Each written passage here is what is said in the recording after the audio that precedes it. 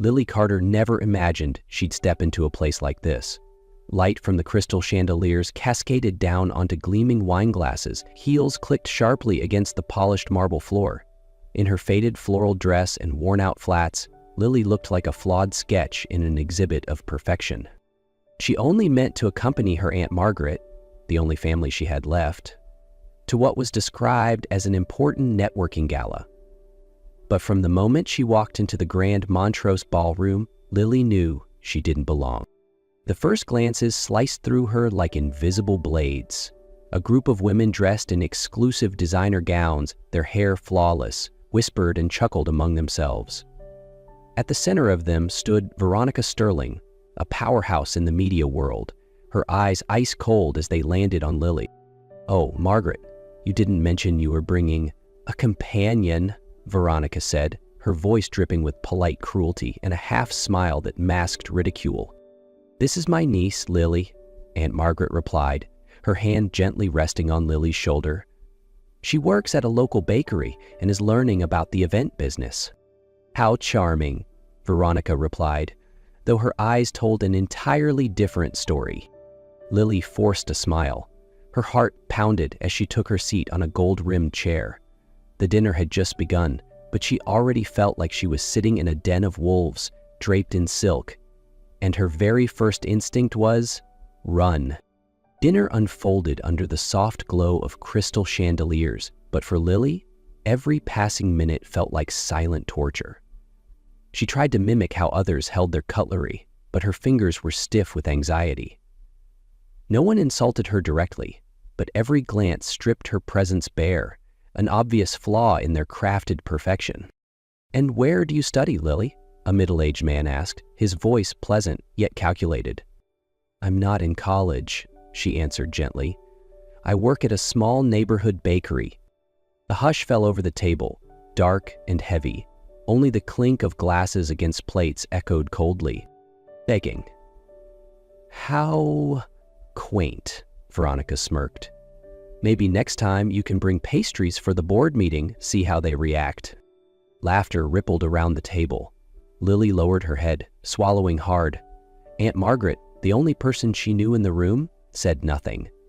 She didn't defend her, didn't interject. She just sipped her wine quietly, as though she hadn't heard a thing. "Do you have a boyfriend, Lily?" a younger woman asked teasingly. Lily shook her head. "Oh my, don't tell me you're still..." Untouched, Veronica let out a cruel laugh and the entire table erupted. Tears burned behind Lily's eyes, but she bit her lip. She thought of her mother, frail and resting at home, of late nights mixing dough, of secret dreams to go to college. All of it felt cheap, ridiculous, in front of these people draped in silk and gold. Still, Aunt Margaret said nothing. She merely glanced at her wine glass, pretending not to see her niece breaking apart.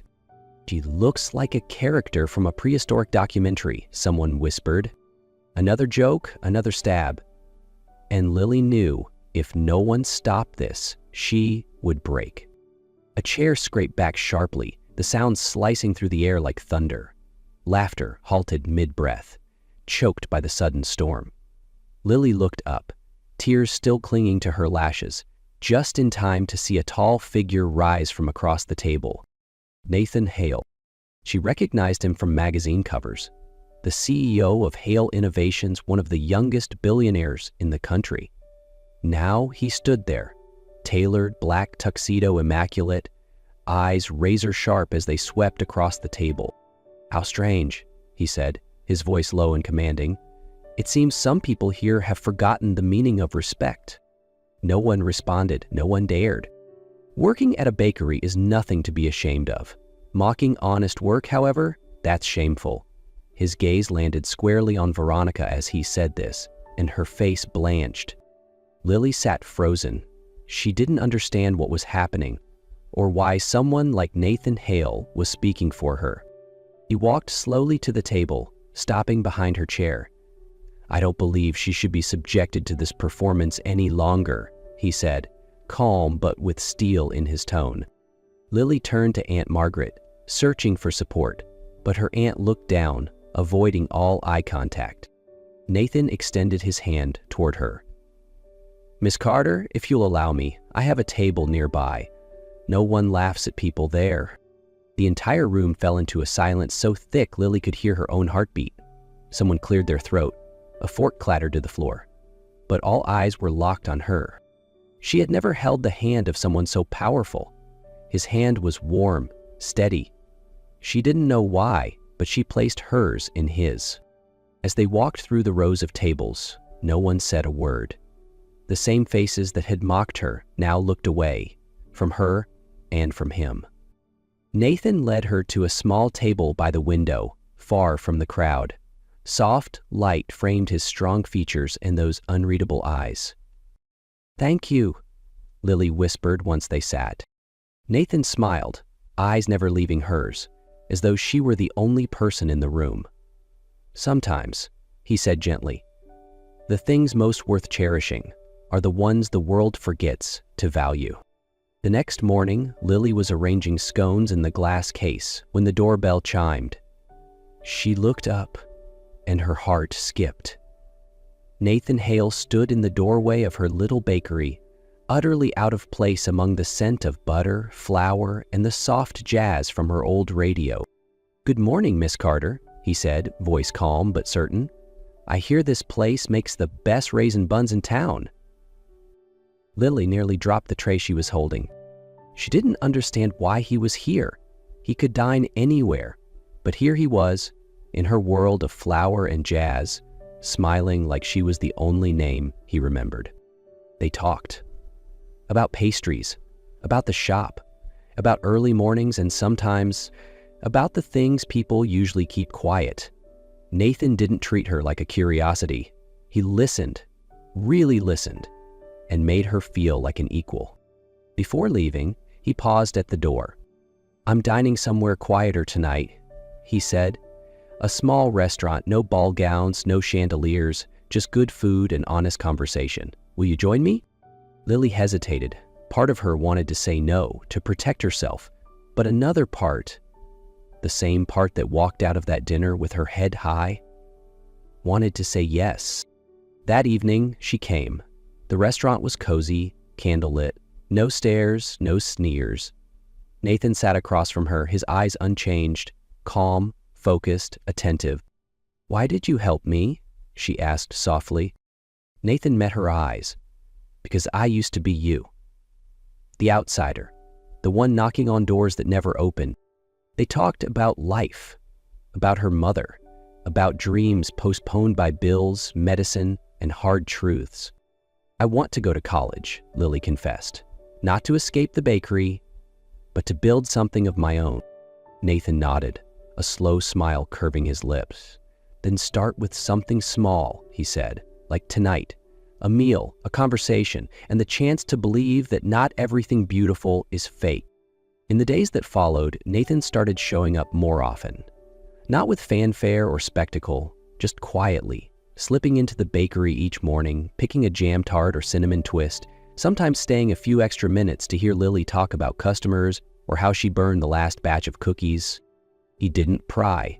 He never made her feel watched or studied. Instead, he made everything feel lighter, as if his presence alone eased the tension in the air. Their evenings together weren't spent in glamorous restaurants, but at riverside diners, or the little Mexican place on the corner, where Nathan joked about breaking into a sweat from too much chili. Once, he brought her to the park and laid out a picnic blanket himself, even though the grass was still damp from rain. He noticed everything, brought an extra jacket for her when the temperature dropped, ordered herbal tea instead of wine when he sensed her hesitation, quietly arranged for someone to help care for her mother without ever asking for thanks. She once asked him, "Why are you so kind to me?" Nathan only smiled, his eyes fixed on the distance. "Because you're not used to people being kind. And I'm too used to people faking it." Lily didn't reply, but something started to grow inside her. Not admiration, it was deeper than that. It was the feeling of being seen, being cared for, being valued. Not for what she could become, but for who she was right now. And that terrified her more than anything, because the truest things were always the most fragile. One drizzly afternoon, while Lily was wiping down tables, Nathan stepped in, his coat damp but his eyes steady. "There's a place I'd like to show you," he said, voice gentle, like he didn't want to break whatever fragile trust had begun to form. "It's not a restaurant, not a hotel, just a place where I get to be myself." Lily looked into his eyes for a long moment. There was no demand in them, no expectations, only an invitation. Simple, like an open hand. She nodded. They left the city as the air grew colder. In the car, Lily leaned her head against the window, letting the wind and trees carry her thoughts. Nathan didn't speak, but his hand rested near the gear shift. Open, waiting. She placed her hand in his. The cabin emerged through the trees like something from a dream. Not extravagant, just warm. Not grand, just right. Inside, dinner was humble. They spoke of unfinished dreams, of loneliness in crowded rooms, of the difference between being loved and being needed. When Nathan brushed her cheek, Lily didn't pull back. The first kiss came like a sigh, slow, unadorned, unhurried.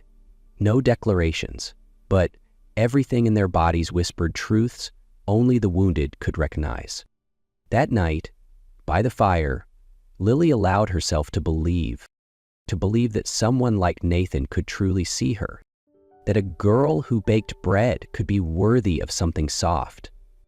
She fell asleep with his warmth still wrapped around her, thinking maybe this time she wouldn't wake up alone. But when the morning light broke through the windows, the other side of the bed was empty.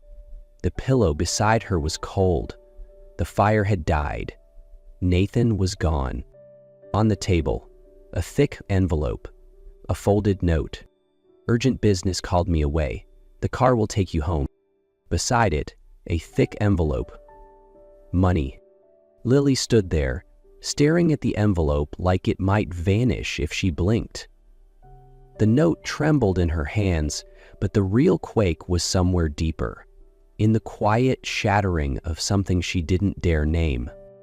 Only one question echoed in her chest. Had she tasted something real, or just the sweet illusion of it? The days that followed passed in a haze. Lily still opened the bakery each morning, still kneaded dough, still smiled at customers, but inside her was an emptiness without name. The envelope of money sat untouched in a drawer. She didn't want to spend it. She couldn't throw it away. It was proof of something she couldn't define, love or illusion. One afternoon, as she wiped down the counter, the bell above the door rang. Nathan Hale stood there. No expensive suit, no cool facade, just him, with tired eyes and a bouquet of wildflowers in hand.